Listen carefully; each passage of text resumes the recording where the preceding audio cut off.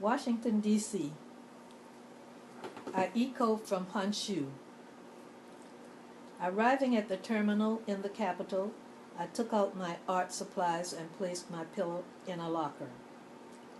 Pulling my luggage cart, I left the terminal and walked up the famous Pennsylvania Avenue, down Connecticut, from the Jefferson Memorial to the Lincoln Memorial, from the Federal Bureau to the Treasury Building.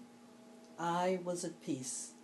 The tumor that may or may not be giving me headaches had to run to catch up with me.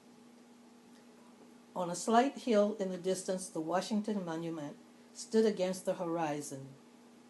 Using it as my lodestar, I passed the Ford's Theater and kept walking until I reached the base of the hill. With oil pastels, I sat beneath a shady tree. The bronze plaque read, "Nutmeg Tree." I sketched the monument, trees, and some of the 50 American flags surrounding the memorial to our first president. I filled in the shapes with watercolor.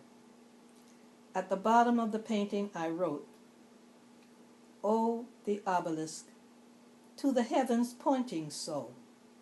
Hot, hot September." As I sat contemplating the finished project, a young Japanese tourist stopped and spoke to me. She asked, "Can you take a picture with that in the background?" She pointed to the Washington Monument. After taking several pictures, I returned her camera and sat beside my things under the tree.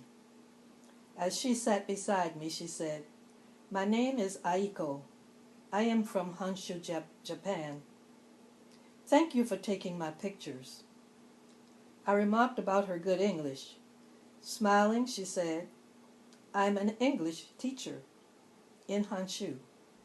Then she asked, "What are you doing?" At first, I did not want to tell her.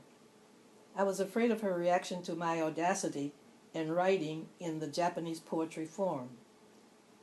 After a brief hesitation, I explained my traveling, writing, and painting scenes of America. Shyly, she asked if she could see my work. While I did not mind showing my watercolors, I was reluctant showing her my haiku. Being Japanese, Aiko would be in a position to judge my haiku poetry as no others would.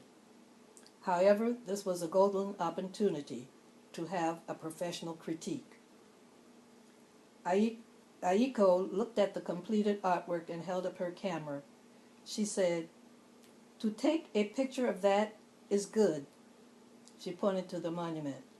Then she looked at my watercolor of the Washington Monument and said, "And this is very good."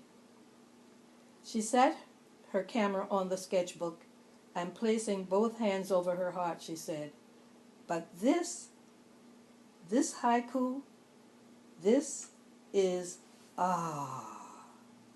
Smiling, she sighed and asked, "Don't you think so?" Of course I did. I felt Aiko had given me a blessing. She had placed an imprimatur on my work, and I was bubbling over with joy.